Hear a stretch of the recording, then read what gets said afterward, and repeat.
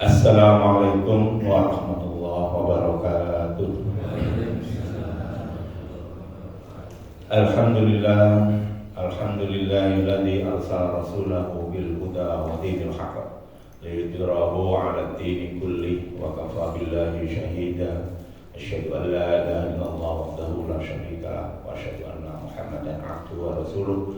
Allahumma salli wa sallim wa barik ala nabiyyina Muhammadin wa ala alihi wa ashabihi wa man tabi'ahum bi ihsanin ila yaumiddin. Amma ba'd.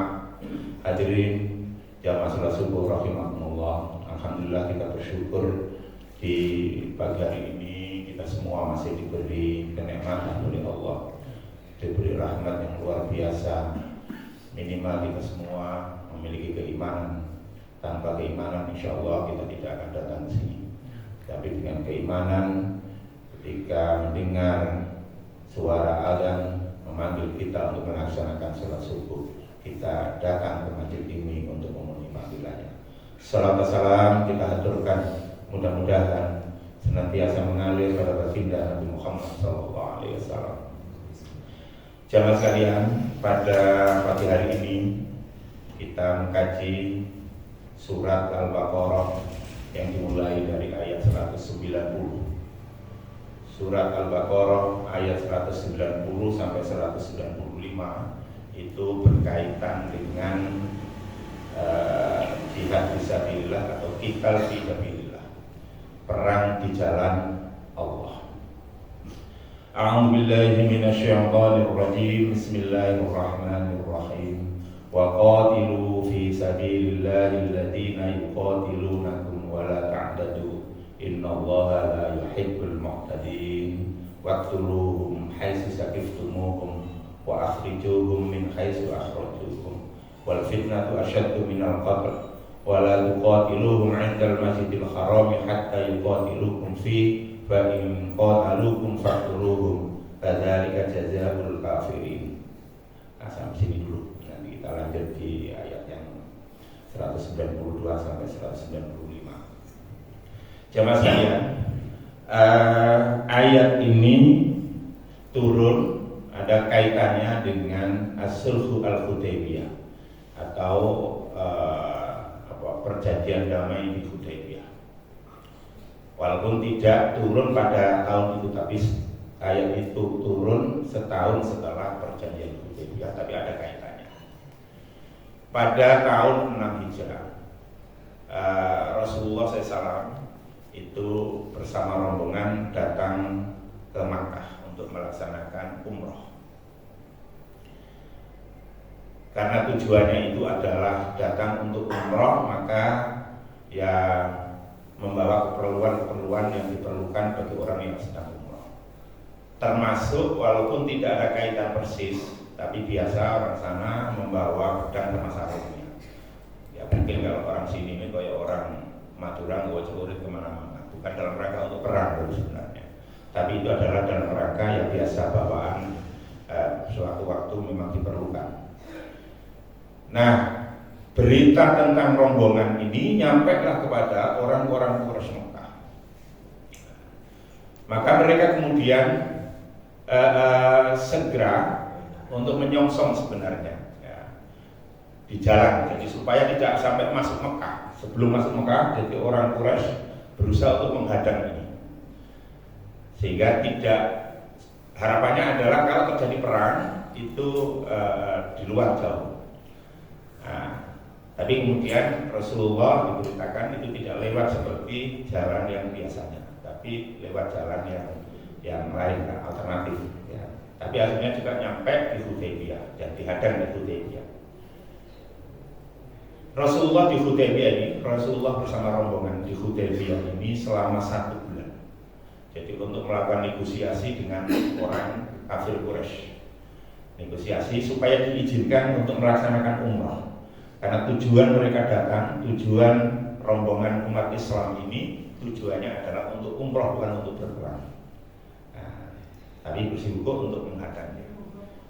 Lalu disepakatilah beberapa kesepakatan. Di antaranya adalah rombongan umat Islam di bawah pimpinan Rasulullah tidak diizinkan untuk melaksanakan umroh di tahun ini, tapi baru boleh tahun depan. Salah satu isi perjanjian kita. Jadi umrohnya bisa dilaksanakan tahun depan, bukan sekarang. Salah satu. Nah, lalu ada lagi yang sebenarnya membuat sahabat itu tidak terima. Itu dianggapnya ada yang perjanjian ini yang sepertinya merugikan umat Islam. Yaitu kalau ada orang Quraisy itu kemudian datang ke Madinah tanpa seizin walinya. Datang ke Madinah itu artinya masuk Islam. Kemudian ke Madinah karena syarat orang atau kewajiban orang Mekah ketika masuk Islam itu adalah hijrah ke Madinah. Ya. Dan ini kemudian dipersoalkan oleh orang Quraisy. Jadi kalau ada orang Quraisy masuk Islam ikut Nabi ke Madinah tanpa seizin walinya, maka umat Islam harus mengembalikan orang ini ke Mekah.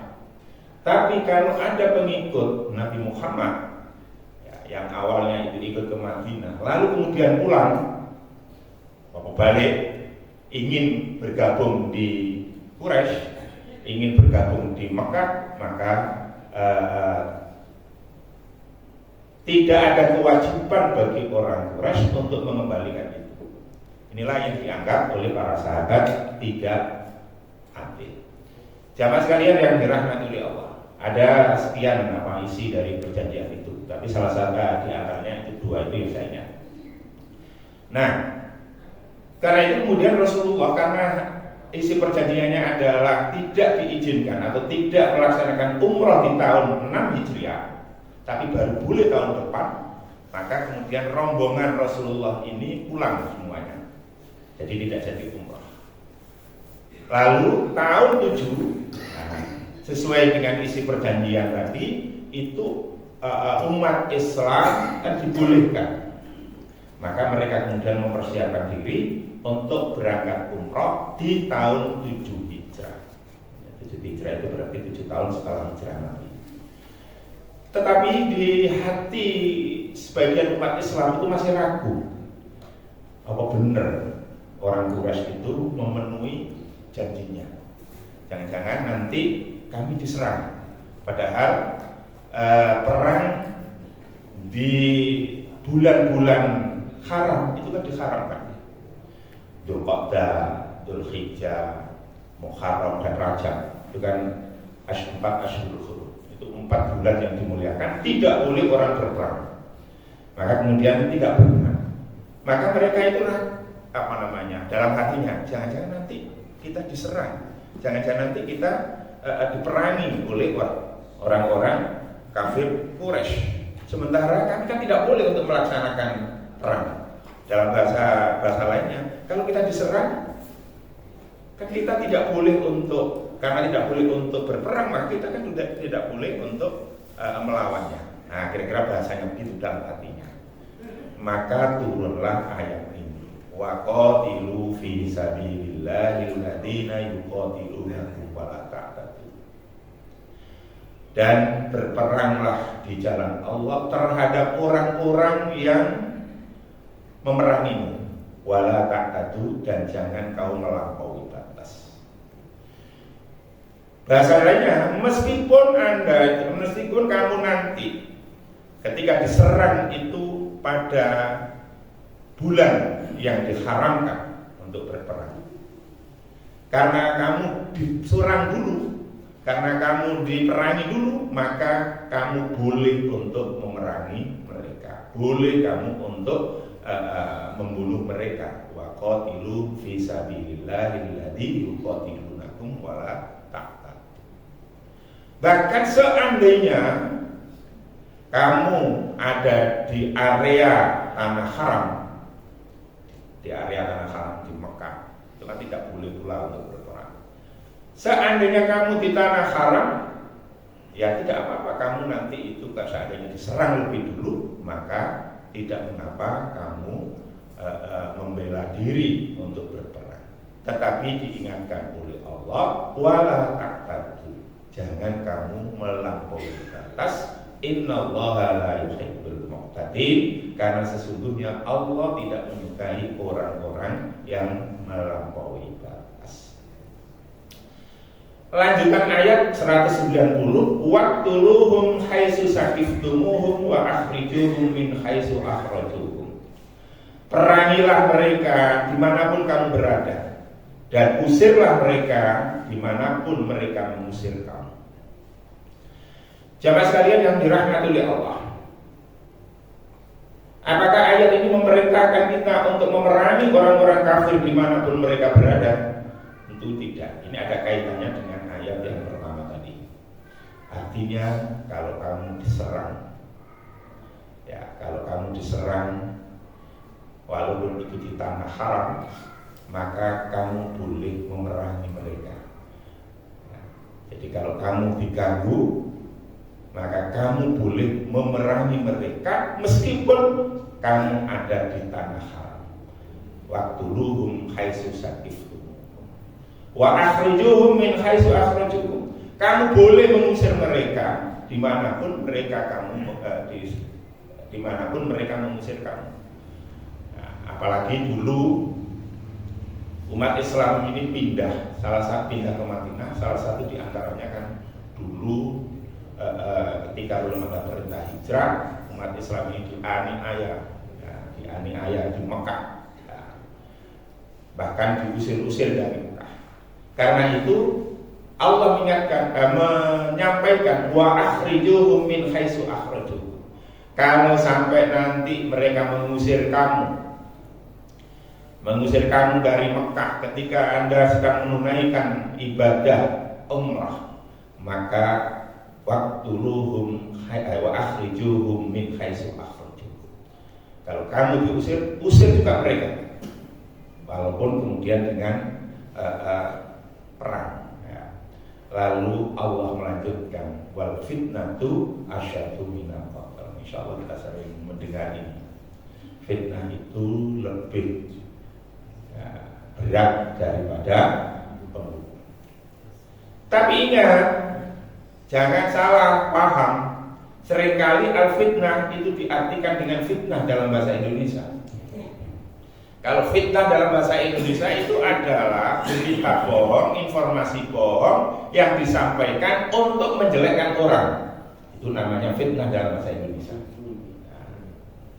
Jadi menceritakan atau memberikan informasi yang salah, informasi yang dusta tentang seseorang, dan terutama biasanya tujuannya adalah untuk menjatuhkan orang. Itu fitnah dalam bahasa Indonesia.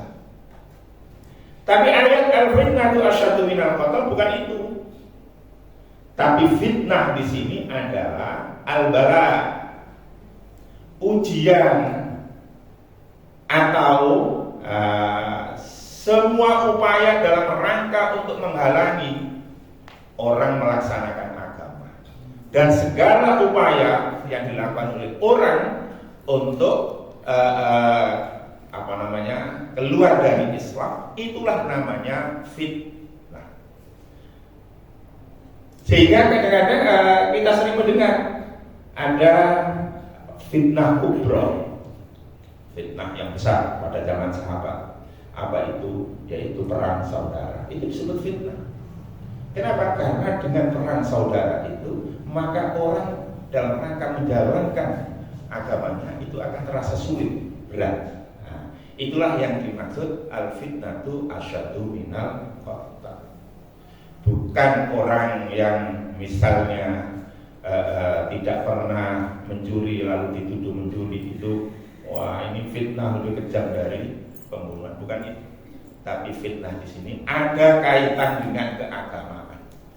Setiap upaya dalam rangka untuk menghalangi orang menjalankan agamanya, setiap upaya dalam rangka untuk menakut-nakuti orang dalam menjalankan agamanya, segala upaya yang dilakukan oleh orang dalam rangka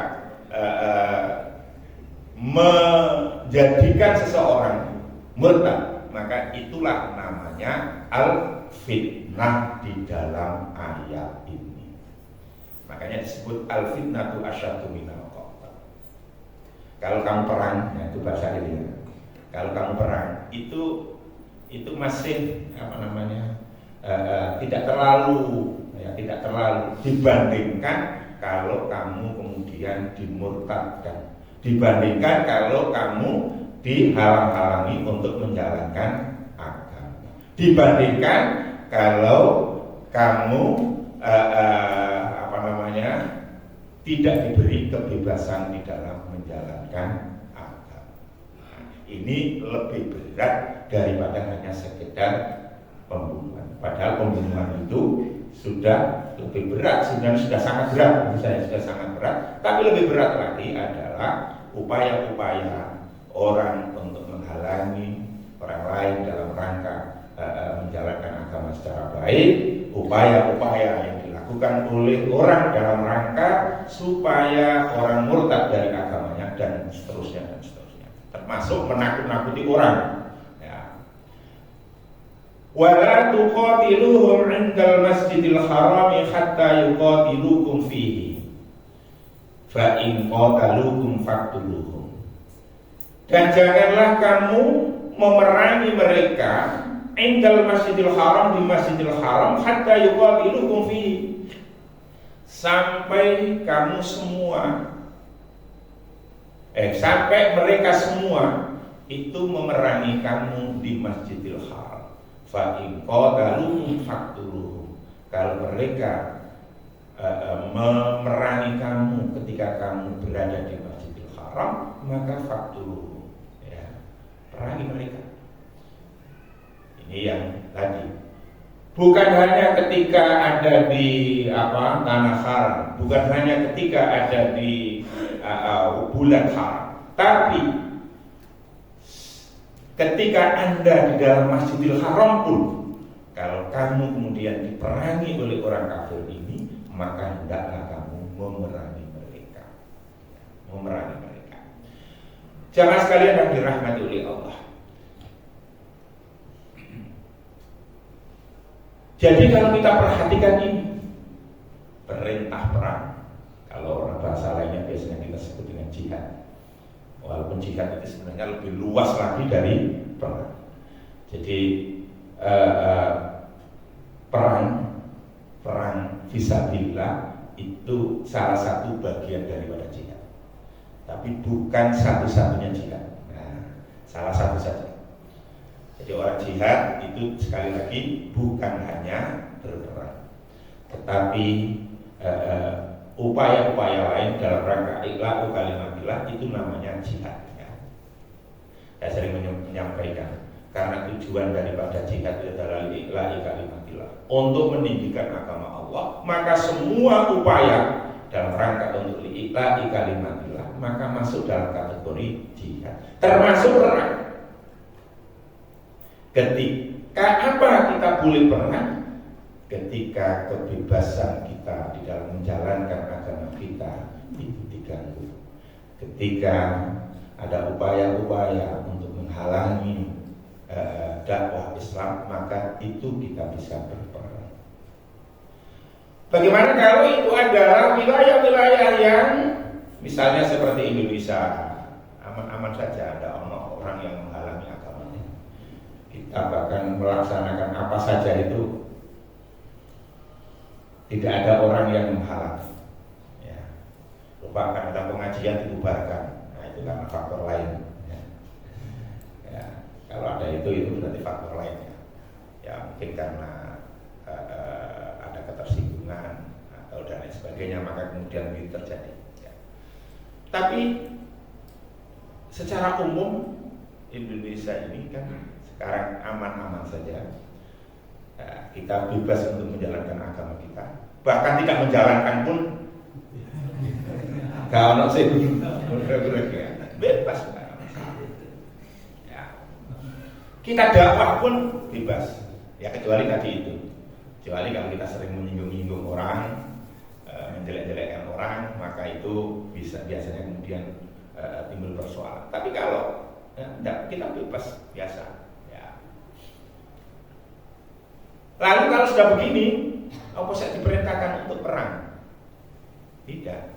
Yang diperintahkan adalah tetap jihad. Jihadnya apa? Lillahi kalimatillah, untuk meninggikan agama Allah. Salah satu di antaranya kalau dalam situasi aman, tidak ada gangguan di dalam dakwah, maka jihadnya adalah jihadul ilmi. Ya.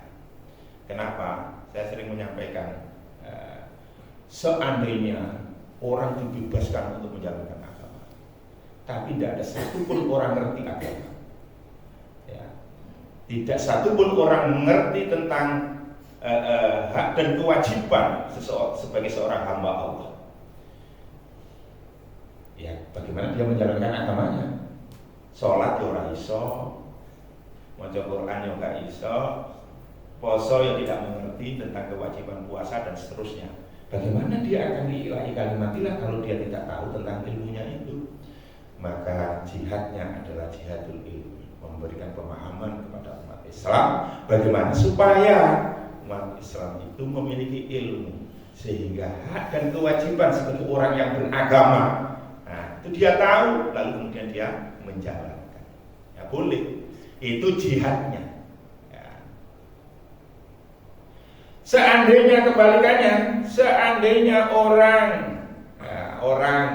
itu memiliki pengetahuan agama yang cukup, tapi dihalangi untuk menjalankan agama, ya tetap saja tidak bisa menjalankan agama. Ketika dulu ada reformasi Uni Soviet, saya pernah membaca koran. Ada orang yang sudah sepuh, kira-kira yang mungkin sekitar 70-an tahun lah. Dia menangis sambil memeluk Quran. Dia ingat kecilnya dulu, masa kecil remajanya, ketika masih belum dikuasai oleh Uni Soviet. Kecil masa remajanya itu dia, ya kecil, masih kecil itu, dia teringat belajar Al-Quran, bisa membaca Al-Quran di mana saja. Lalu ketika dikuasai oleh Uni Soviet itu, di kawasan-kawasan daerah Bukhara dan sekitarnya, itu kemudian tidak bisa menjalankan agama dengan baik, dibatasi, bahkan membaca Al-Quran juga tidak boleh. Itulah kemudian dia memeluk Al-Quran ketika ada kebebasan. Karena reformasi itu kemudian Uni Soviet bubar, berdirilah negara-negara berpisah-pisah lagi. Nah, mereka kemudian bisa lagi menyentuh Al-Quran, bisa ini dan seterusnya. Nah, itu salah satu. Ini contoh bahwa ketika suatu daerah dikuasai oleh orang-orang Muslim, lalu tidak memberikan kesempatan, kebebasan kepada rakyatnya untuk memeluk Islam, maka ada kewajiban untuk berperang. Ya. Tapi negara-negara yang memiliki memberikan kebebasan untuk menjalankan agamanya, maka kita tidak boleh untuk kemudian tiba-tiba menyerang orang non-Muslim. Fa in tahu fa innallaha ghafurur rahim, kata Allah. Kalau mereka ini sudah berhenti, sudah tidak lagi menyerang, tidak lagi menghalang-halangi kamu, tidak lagi berusaha untuk memurtadkan kamu, fa innallaha ghafurur rahim, maka sesungguhnya Allah Maha Pengampun lagi Maha Belas Kasih. Karena Allah Maha Pengampun lagi Maha Belas Kasih, maka kamu juga harus memberikan pengampunan kepada mereka. Ya. Wa qatiluhum hatta la takuna fitnatu wa yakuna dinu lillah. Dan perangilah mereka itu sehingga tidak ada fitnah dan agama hanya milik Allah Subhanahu wa ta'ala. Ya. Kalau tadi kita dianjurkan untuk perang, kalau ketika kita diserang, ketika kita diperangi, ketika kita dimurtadkan, ketika kita tidak boleh melaksanakan dakwah, ketika kita tidak boleh untuk melaksanakan agama, kita boleh perang, memerangi mereka. Dan kita juga tidak boleh untuk melampaui batas. Ya. Dan tadi sudah disebut innallaha la yuhibbul mu'tadin. Artinya kalau mereka itu sudah tidak menyerang, jangan diserang. Kalau mereka tidak memerangi, jangan diperangi. Tetapi Allah masih menginginkan pula, memberikan izin pula, wa qatiluhum hatta la takuna fitnatun wa yakuna dinu lillah. Perangilah mereka hingga tidak ada fitnah lagi. Apa fitnah lagi itu? Jadi kalau mereka itu menyerang umat Islam tadi, kemudian kita lawan, lalu berhenti. Allah masih mengizinkan kalau musuhmu masih punya amunisi, misalnya begitu, punya amunisi untuk menyerang kamu lagi, kamu boleh, ya, berdasarkan itu menyerang, masih tetap menyerang mereka untuk memastikan bahwa mereka tidak memiliki kekuatan lagi untuk menyerang umat Islam.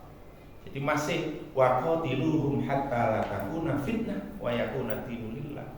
Jadi kalau mereka itu masih punya, saya ulangi, amunisi, masih punya peralatan, masih punya kekuatan untuk menyerang lagi, maka boleh, ya, seandainya mereka sudah tidak menyerang kamu tetap melanjutkan perang, itu boleh. Seandainya, saya ulangi, dikhawatirkan setelah ini masih terjadi fitnah lagi, masih terjadi upaya-upaya untuk menyerang umat Islam lagi, maka tetap diizinkan. Fa inin tahau fala udwana illa 'alal zalimin. Tapi kalau sudah berhenti, ya, potensi untuk terjadinya fitnah, terjadinya upaya-upaya menghalangi umat Islam menjalankan agamanya, itu sudah tidak ada lagi. Fala udwana illa 'alal zalimin, maka tidak ada permusuhan kecuali kepada orang-orang zalim. Asy-syahrul haram bisyahril haram wal hurmatu qisas. Bulan haram dengan bulan haram. Artinya kalau kamu diserang di bulan haram, ya layani pula gitu. Perangi pula di bulan haram. Tidak usah menunggu selesainya bulan haram. Kalau memang kamu diserang di bulan haram. Asy-syahrul haram bisyahril haram. Wal hurmatu qisas. Pelanggaran-pelanggaran terhadap kehormatan, ya, itu ada qisasnya. Qisas itu ada balasan yang setimpal. Ya, ada balasan yang setimpal. Apa hurumat itu? Hurumat itu kan ada usul khamsah, ada 5 pokok, ya, yang harus dilindungi itu. Ini yang berhak orang. Satu adalah diantaranya nafas jiwa. Makanya di dalam Islam kalau ada orang membunuh dengan sengaja, bukan dengan tidak sengaja. Jadi kalau ada orang membunuh lalu keluarganya tidak mau berdamai, maka orang yang membunuh dengan sengaja itu boleh untuk dihukum bunuh. Tapi hukum bunuh ini harus dengan keputusan pengadilan, ya, terus pengadilan. Kalau di dalam Islam dulu itu keputusan imam, ya. Karena sekarang masalah hukum dan sebagainya itu ada di dalam pengadilan, maka adalah keputusan pengadilan. Ya, tidak boleh kemudian ada orang membunuh lalu kita melaksanakan hukum qisas, tidak boleh. Jadi hukum qisas, hukum rajam, hukum potong tangan, ya, itu tidak bisa dilaksanakan pribadi-pribadi, tidak boleh. Itu harus putusan pengadilan. Enggak boleh kemudian ada orang mencuri kita potong tangan saja, melaksanakan perintah Allah. Enggak boleh. Ya, itu kita nunggu putusan pengadilan. Kacau kalau nanti begitu. Kenapa? Ketika ada orang yang kemudian menfitnah dalam bahasa Indonesia, menyebarkan berita bohong, dia yang mencuri rumahmu. Ya, bisa-bisa langsung kemudian dibunuh kalau kita melaksanakan hukuman ini atas dasar inisiatif pribadi-pribadi. Tidak boleh, harus berdasarkan putusan pengadilan. Ya. Demikian pula di dalam Islam itu ada namanya memerangi terhadap orang-orang murtad. Tapi itu putusan pengadilan, bukan putusan pengadilan atau perintah dari pemimpin, bukan kemudian seenaknya. Dan tidak ada namanya pengadilan swasta. Pengadilan semuanya itu milik negara. Kenapa? Karena dia adalah perwakilan dari pemimpin negara, ya, perwakilan dari pemimpin negara. Jadi karena persoalan kenegaraan itu banyak, persoalan kebangsaan itu banyak, maka lalu kan dibagi-bagi. Nah, untuk masalah keperadilan ini nanti ada di pengadilan. Hadirin sekalian yang dirahmati oleh Allah. Jadi wal hurumatu qisas. Termasuk hurumat tadi adalah an-nafs, jiwa. Karena itu membunuh jiwa tadi. Termasuk al-hurumat harta benda. Ya. Karena itulah maka seseorang yang mati karena mempertahankan hartanya dari perampokan kan disebut sebagai mati syahid. Mati syahid.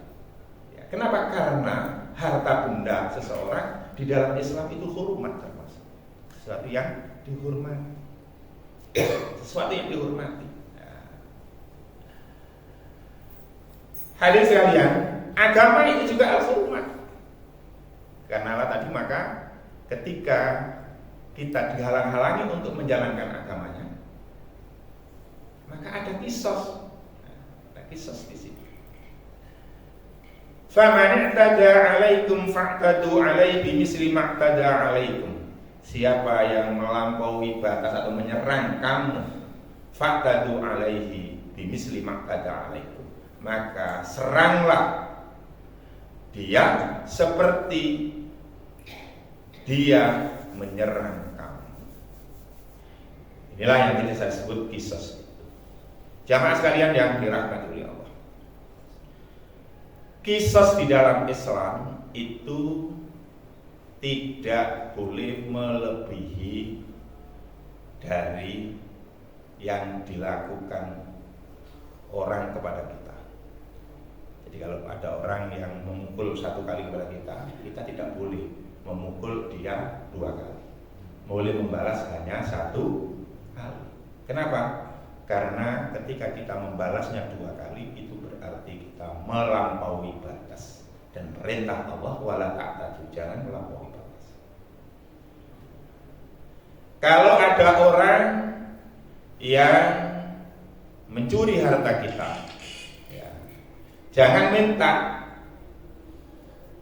kembalian yang lebih dari apa yang dia curi, karena itu adalah melampaui batas. Melampaui batas. Faman i'tada 'alaikum fa'tadu 'alaihi bimisli ma'tada 'alaikum.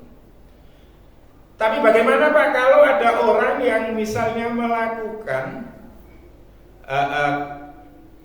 kemaksiatan? Ya, apakah kita bisa melaksanakan kemaksiatan yang sama? Kemaksiatan kepada kita. Boleh enggak Pak ya?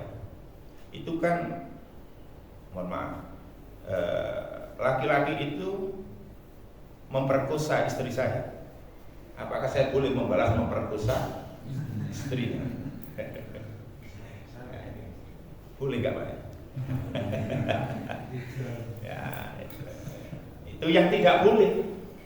Bahkan sampai fitnah dalam bahasa Indonesia, dalam konteks Indonesia, fitnah itu kan menyebarkan berita bohong tentang seseorang sehingga orang itu terugikan misalnya.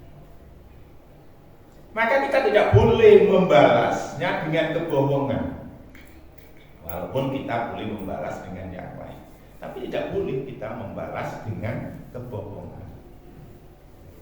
Ya. Kalau ada orang misalnya menuduh kita pezina, maka tidak boleh kita membalasnya kamu juga pezina. Kenapa? Karena berarti kita membalas dengan sebuah kemaksiatan. Faman i'tada 'alaikum fa'tadu 'alaihi bimisli ma i'tada 'alaikum. Jadi siapa yang melampaui batas, yang melampaui batas kepadamu, yang menyerang kepadamu, maka hendaklah kamu membalasnya seperti apa yang dia lakukan kepadamu. Tapi sekali lagi bahwa jangan sampai kita kemudian melaksanakan sesuatu kemaksiatan. Ya. Kalau memukul Pak, kan kita memukul dia itu juga maksiat Pak. Karena boleh, jadi tidak menjadi maksiat. Kita boleh membalas. Nah. Memang yang menjadi masalah lagi itu, bagaimana Pak kalau orang mencuri atau mengambil barang kita, lalu dia mengembalikan barang yang lain, boleh nggak itu? Ya. Jamaah sekalian yang dirahmati oleh Allah.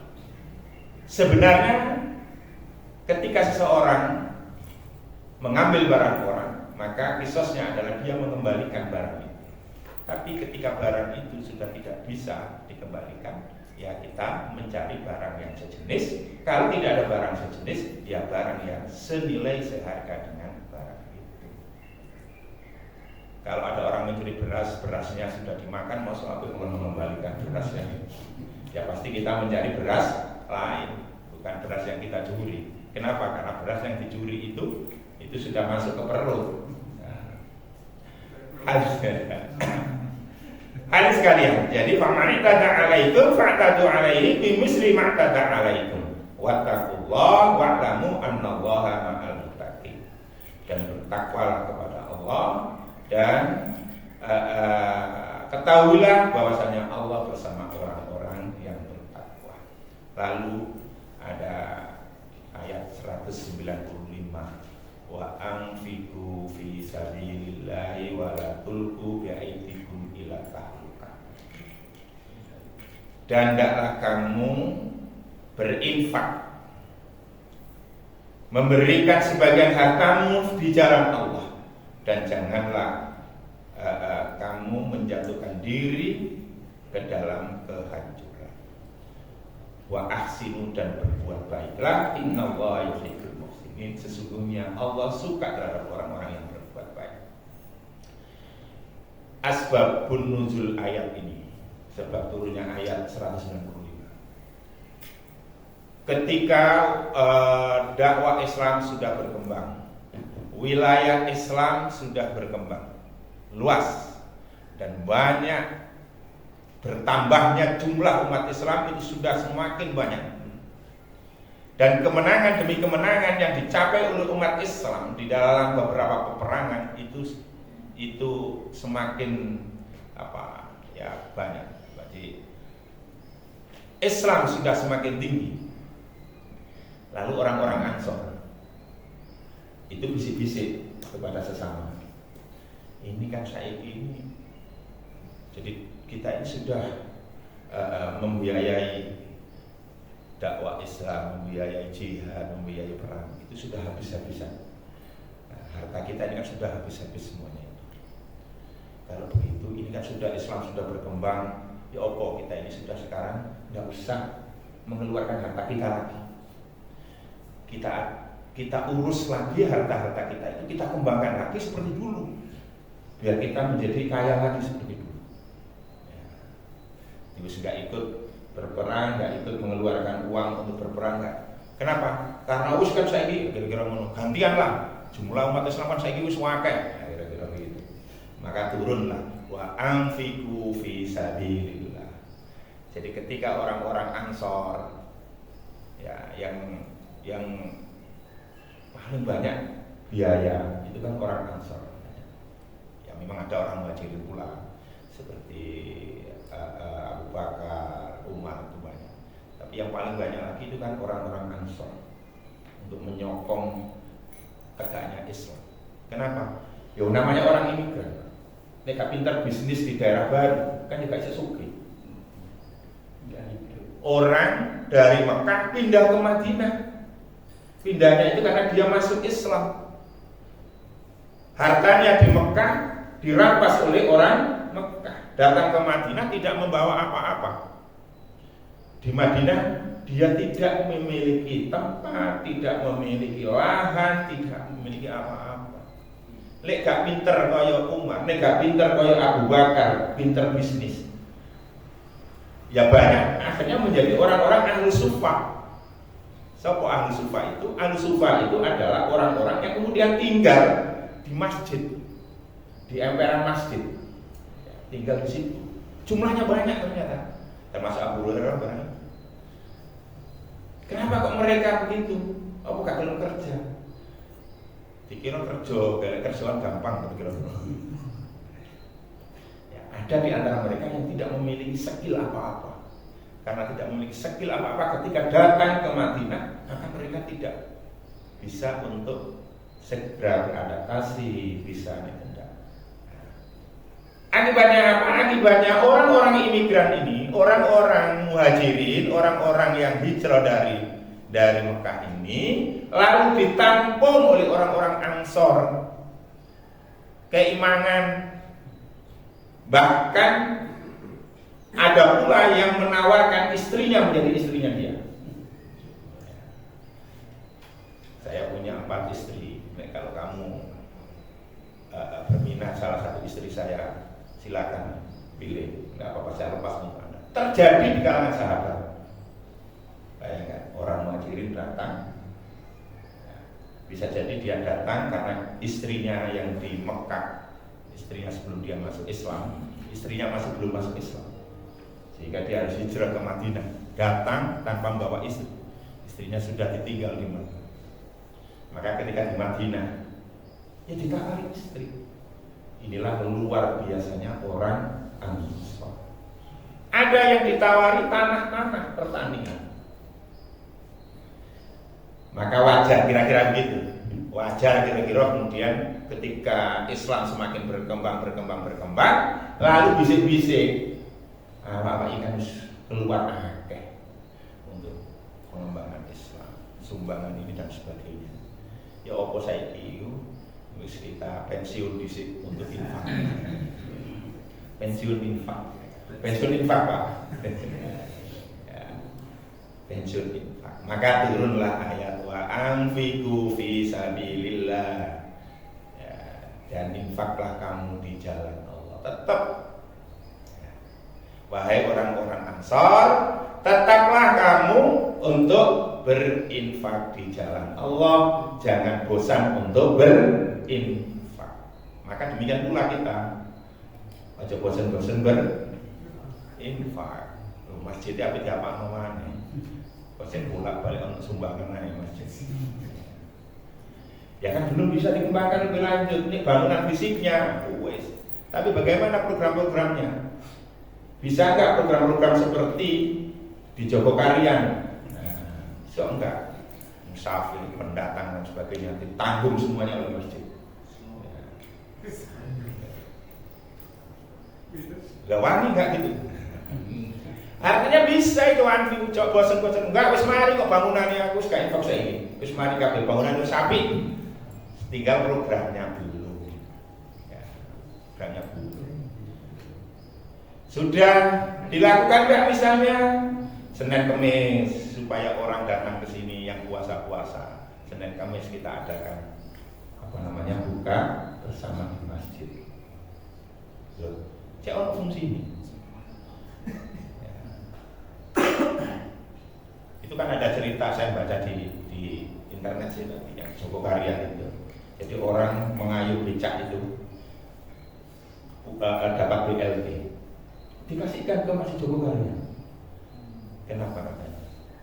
Karena masjid ini telah memberikan banyak kepada saya. Saya ini mengayuh becak. Ya, ketika di siang hari, saya sering ke masjid situ. Ya wasol mandi di situ bebas apa dan seterusnya. Istirahat ya ada tempat istirahatnya. Makan siang dia dikasih. Maka saya infakkan BLT. Nah, gitu.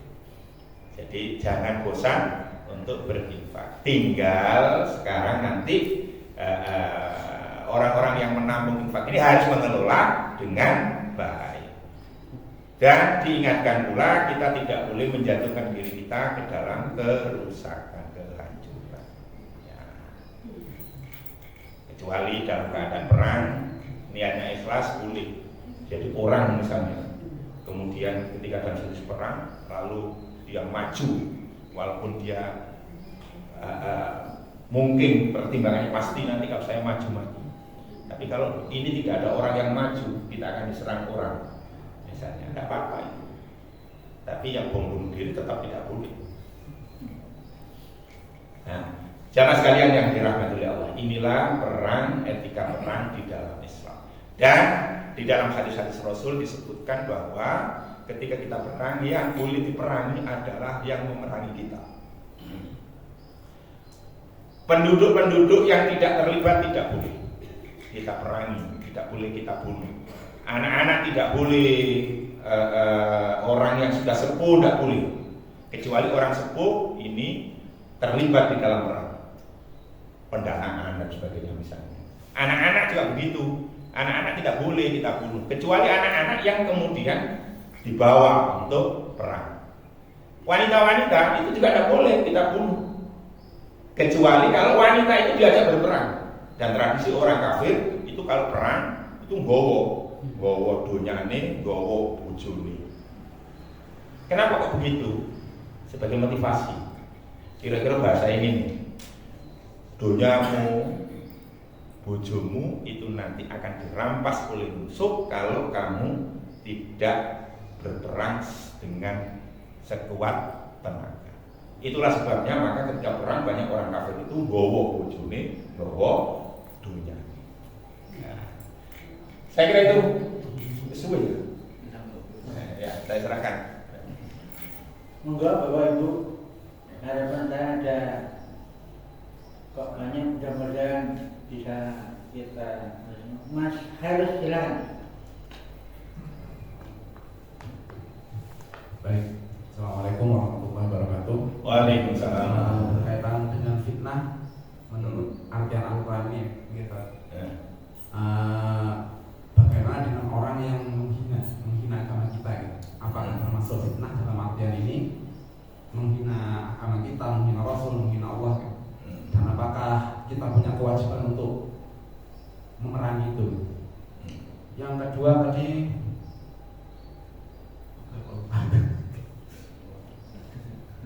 Itu dulu aja. iya satu sih. Satu lagi, Mas Bagus atau nih Mas Bagus.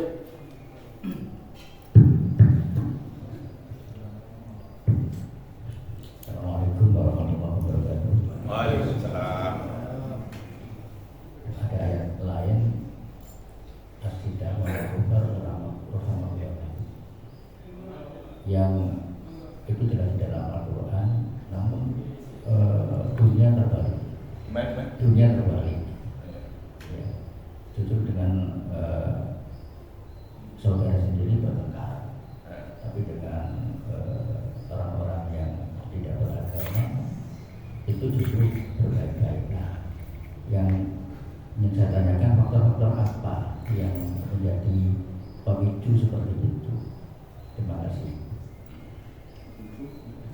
Barangkali ibu ada, sama menunggu ibu yang masih mikir-mikir barangkali. Oke. Jadi menfitnah.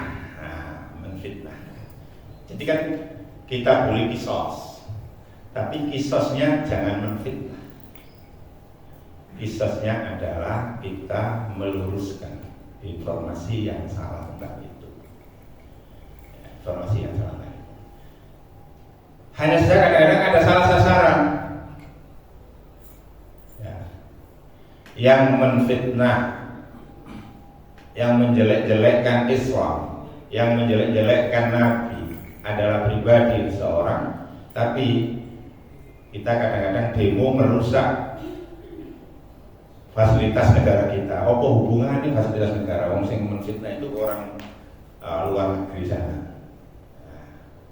Apakah boleh kita kemudian menfitnah? Saya ulangi bahwa ketika kita menfitnah maka tidak boleh kita menfitnah pula, tapi kita boleh kisos.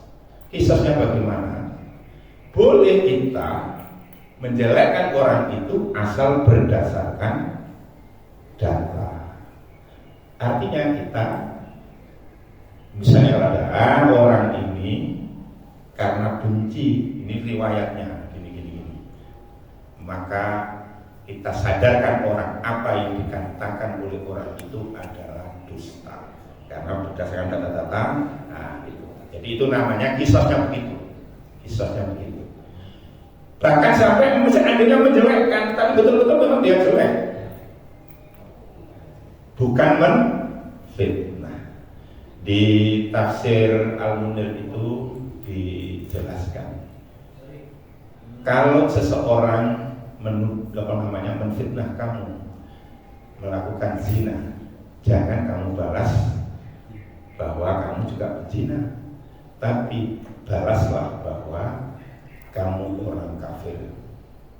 Kalau dia orang kafir, kenapa? Karena itu fakta, sehingga kita tidak bohong. Gitu. Itu fakta, faktanya dia kafir bukan muslim. Ya. Maka kemudian ada orang yang menghina Nabi, menghina umat Islam, menghina Islam, agama Islam. Maka kita lacak, sopo ini. Lalu kita kasihkan ke publik profil orang ini bagaimana. Apa dosa-dosa yang pernah dilakukan oleh orang ini? Tidak boleh. Kenapa saya ulangi? Karena dia kalau memang betul-betul melakukan itu.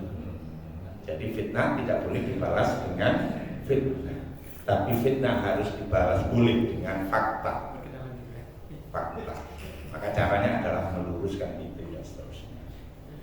Kalau sudah sampai pada tataran yang berat, maka boleh kemudian diperangi pribadi orang itu dihukum. Tapi caranya hukum bukan kemudian kita yang langsung menghukumnya, tidak, tapi diseret di pengadilan. Jadi kalau ada orang yang menjelek-jelekkan agama, boleh kita laporkan ke pengadilan. Itulah bagian dari kisos, biar nanti dihukum. Begitulah. Jadi caranya kalau ada misalnya, dan itu banyak terjadi, diadukan ke pengadilan, diadukan ke pengadilan. Itulah kisosnya. Jangan kemudian apalagi kalau muslim, misalnya mohon maaf kalau orang Kristen jelek-jelekan Nabi Muhammad, lalu kita balik menjelek-jelekan Nabi Isa, dosa. Kenapa orang Nabi Isa juga Nabi kita? Ya, Nabi Isa itu Nabi kita. Karena Nabi Isa Nabi kita, maka kita dosa besar kalau misalnya kita menjelek-jelekan Nabi Isa. Ya nggak boleh, nah, gitu lah ya. Jadi boleh kita kisosnya adalah dengan diadukan ke pengadilan. Yang pertanyaan yang kedua tadi itu berkaitan dengan dunia terbalik. Tadi tanya apa faktornya? Bagi semua,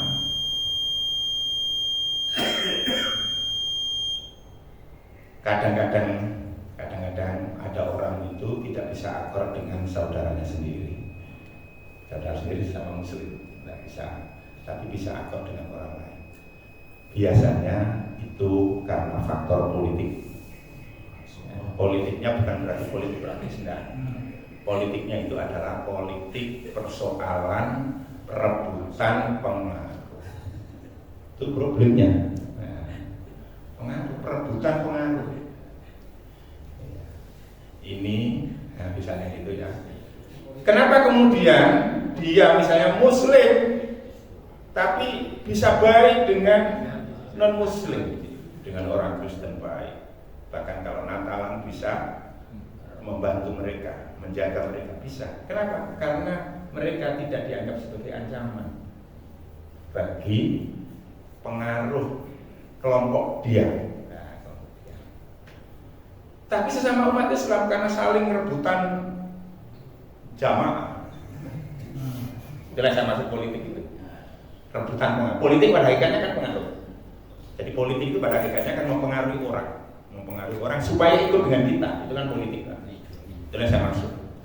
Kadang-kadang rebutan jamaah. Jangankan antara ini yang beda organisasi. Satu organisasi aja kadang-kadang rebutan pengaruh.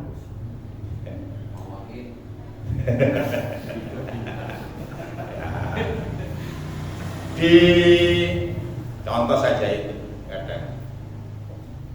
kadang-kadang podo salafi ini itu jangan dikira hanya satu, itu muakeh tipe salafi, dan kadang-kadang antara satu dengan yang lain itu tidak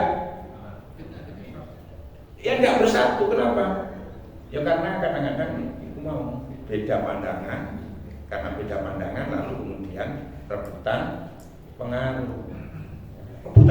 Paling utama saya ulangi, problem kenapa umat Islam itu karena rebutan pengaruh, karena adalah konflik politik. Ya, makanya kalau sudah di negara-negara konflik di luar gitu ya, kan kebanyakan persoalan politik, rebutan kekuasaan. Ya. Karena saya ulangi, politik itu pada hakikatnya adalah pengaruh. Dan ujung-ujung pengaruh itu adalah nanti kekuasaan. Semakin banyak jamaahnya kan dia semakin berkuasa. Makanya wajar dalam ilmu politik itu lalu kemudian saling ya. Saya kira itu. Jadi satu faktor itu adalah karena rebutan pengaruh. Dan di umat Islam itu belum selesai. Itu dua hal sampai sekarang. Satu adalah masalah firqah, ya, firqah, aliran-alirannya, beda pemahaman, beda aliran. Itu kan selesai Pak sekarang. Coba perhatikan dunia Islam ini. Nek penguasa ini adalah dari kelompok keagamaan ini. Iku sak wong isor. Ya, kabel kok kelompok ini. Ya, dari yang lain no kadang-kadang, tapi ya di pelengkap aja. Ya, itu persoalan satu. Persoalan dua belum selesai, itu persoalan nasab bangsa, kesukuan. Tidak selesai Pak. Di dunia Arab itu selesai persoalan kesukuan. Ada persoalan kesukuan, ada persoalan aliran keagamaan. Itu sampai sekarang belum selesai. Walaupun sudah 15 abad yang lalu umat Islam disuruh bersaudara, tapi implementasinya masih belum bisa ketika sudah menyangkut dua. Apalagi kalau dunia Arab itu ketika suku ini yang berkuasa, bahkan yang di luar sukunya itu ditindas. Nah, itulah yang terjadi di dunia Islam, masih belum selesai dua persoalan ini. Satu adalah kesukuan dan yang kedua adalah persoalan aliran keagamaan. Saya kira itu. Ini Pak Alsona, enggak? Terima kasih. Assalamualaikum warahmatullahi wabarakatuh. Waalaikumsalam. Nama saya Harsono, Prof. Namun ayah saya manggilnya itu Mas Nono. Oh. Oke. Begini, Bro. Kalau kita kata fitnah pada waktu zaman Rasulullah dengan yang sekarang itu sangat jauh berbeda. Sekarang ini fitnahnya luar biasa, sehingga yang membuat kami sedikit resah. Kalau kita buka YouTube, YouTube atau Yunah ya, itu salah satunya adalah sekarang ini yang bukan berperang sebenarnya, perang dalil sebenarnya, sama perang sana. Yang saya pertanyakan, sebenarnya fitnah atau apa itu kami kurang tahu. Dan ini merupakan sedikit pencerahan dari panjenengan Prof, yaitu masalah bid'ah.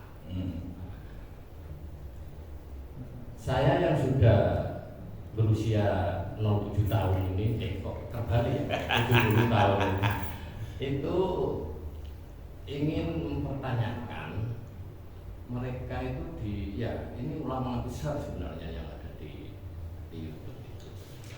Antara begini, tidak ada dalilnya, tidak ada sanadnya.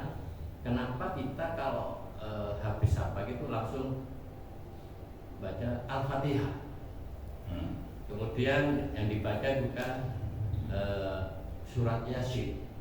Nah, kemudian kenapa kok bukan surat Al-Baqarah katanya? Ya setelah baca lain. Nah itu bagi kami itu selama 7 tahun itu sudah mengimami itu. Mohon kecerahan. Terima kasih banyak. Wassalamualaikum warahmatullahi wabarakatuh. Waalaikumsalam warahmatullahi wabarakatuh. Yang ingin saya sampaikan pertama begini, ketika kita berdakwah ada etika sebenarnya. Etika berdakwah itu perlu. Kita bicara di ruang mana itu sebenarnya harus tahu dulu. Kita berada di ruang mana. Nah, ini saya di ruang ini, maka harus tahu. Karena begini, ada persoalan-persoalan itu yang mukhtalaf dan ada yang muttafaq. Ada persoalan-persoalan yang sudah disepakati, tapi ada persoalan yang masih diperselisihkan, ya diperselisihkan. Mengenai bid'ah tadi itu, bid'ah itu kan mengada-adakan hal baru di dalam agama. Dan ancaman bid'ah itu sangat keras sekali. Maka wajar misalnya ada orang yang kemudian mengingatkan ya dengan sangat keras tentang bid'ah itu, karena Rasulullah mengingatkan sangat keras sekali tentang bid'ah itu. Ya. Jadi ketika ada orang yang mengingatkan tentang bid'ah itu memang ya harus ya wajar misalnya kalau dia mengingatkan dengan keras. Hanya yang menjadi persoalan itu adalah problemnya wilayah mana yang masuk dalam kategori bid'ah dan wilayah mana yang tidak. Gitu. Ada persoalan-persoalan tertentu yang dipandang sebagian umat Islam itu sebagai bid'ah, dipandang oleh yang lainnya sebagai tidak bid'ah. Ya mungkin ya tadi itu ada tradisi yang jenengan sebutkan. Sebagian memandang itu tidak bid'ah. Ini kan hanya sekedar doa, atau kalau yasinan itu kan ada namanya keutamaan membaca surat Yasin. Walaupun kadang-kadang ada memang banyak dalil-dalil yang kadang-kadang lemah. Tapi memang di kalangan umat Islam juga ada dua berkaitan dengan hadis yang lemah itu. Kalau itu persoalan dengan fadhailul a'mal, ada yang mengatakan tidak apa-apa, silakan. Ya. Tapi sebagian ada yang mengatakan tidak boleh, ya, tidak boleh. Sangat hati-hati. Ulama dulu juga begitu sebenarnya. Ulama dulu punya etika, tinggal etika bahasanya. Tapi kan kita membaca banyak di dalam fikih itu. Ada yang mengharamkan tidak boleh dilakukan perbuatannya. Tapi ada juga yang membolehkan. Ya. Artinya apa? Bahwa boleh perbuatan ini dilakukan, perbuatan ini tidak dilakukan, terjadi perbedaan itu bukan hanya sekarang, tapi zaman dulu. Hanya tinggal nanti mengemas bahasa saja, mengemas bahasanya supaya kenapa? Karena saya ulangi, tidak semua hal itu kemudian disepakati bersama. Ada hal-hal yang tidak disepakati. Saya biasanya dalam hal yang tidak disepakati, masih ikhtilaf, itu ya tidak saya bicarakan. Apalagi kalau dalam wilayah yang kemudian di sini plural, nah misalnya ya, banyak ini ya saya ngambil tema yang lain. Kenapa? Karena persoalan itu persoalan yang masih muhtalaf, ya muhtalaf. Tapi apakah tidak boleh ketika kita meyakini bahwa sesuatu itu bid'ah? Apakah tidak boleh kita menyampaikan? Boleh, tapi dengan bahasa yang bisa mendamaikan orang. Nah itu.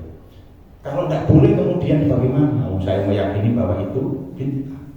Saya meyakini itu adalah bid'ah. Apa tidak boleh kita menyebarkan? Ya boleh, tapi dengan bahasa yang bisa tidak menimbulkan persoalan.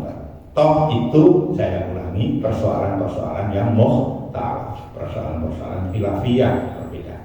Saya kira itu Pak, saya ya yang bisa dijawab itu. Bagaimana hukumnya tadi itu Pak yang sebenarnya? Ya jenengan semuanya sudah tahu. Ya kira itu. Terima kasih Bapak dan Ibu sekalian. Yang terpenting adalah innallaha ghafurur rahim. Iya. Kang mohon diakhiri dengan doa. Mudah-mudahan kita istiqomah dalam mentadabbur Al-Qur'an. Bapak Ibu semua, mari kita berdoa kepada Allah Subhanahu wa taala. Mudah-mudahan kita semua senantiasa dijaga keimanan kita oleh Allah, kesehatan kita tetap fit, ya, dan kita masih diberi hirah baik untuk beribadah maupun mencari. A'udzubillahi minasyaitonirrajim. Bismillahirrahmanirrahim. Hamdan syakirin, hamdan na'imin, hamdan yuwafi ni'amahu wa yukafi mazidah. Ya Rabbana lakal hamd kama yanbaghi li jalali wajhika wa 'azimi sultanik. Rabbana zalamna anfusana wa illam taghfir lana wa tarhamna lanakunanna minal khasirin. Allahumma inna nas'alukal huda wal tuqa wal afafa wal ghina. Allahumma inna nas'aluka salamatan fid din wa 'afiyatan fil jasad wa ziyadatan fil ilmi wa barakatan fil rizqi wa taubatan qabla al maut wa rahmatan 'inda al maut wa maghfiratan ba'da al maut. Allahumma hawwin 'alaina fi syakaratil maut wa najata minan nar wal afwa intal hisab. Bismillahirrahmanirrahim. La yadurru ma ismi syai'un fil ardi wa la fis sama'. Allahu samiul alim. Bismillahirrahmanirrahim. La yadurru ma ismi syai'un fil ardi wa la fis sama'. Allahu samiul alim. Bismillahirrahmanirrahim. La yadurru ma ismi syai'un fil ardi wa la fis sama'. Allahu samiul alim. Rabbana hab lana min azwajina wa dhurriyyatina qurrata a'yun waj'alna lil muttaqina imama. Rabbana ighfir lana wa liwalidayna warhamhuma kama rabbayana shighara. Rabbana atina fid dunya hasanah wa fil akhirati hasanah wa qina adzabannar. Rabbana taqabbal minna innaka antas samiul alim wa tub 'alaina innaka tawwabur rahim. Wa sallallahu Muhammadin wa ala alihi wasallam. Subhanaka rabbil 'izzati amma yasifun wa salamun alal mursalin walhamdulillahi rabbil alamin. Assalamualaikum warahmatullahi wabarakatuh. Waalaikumsalam. Terima kasih.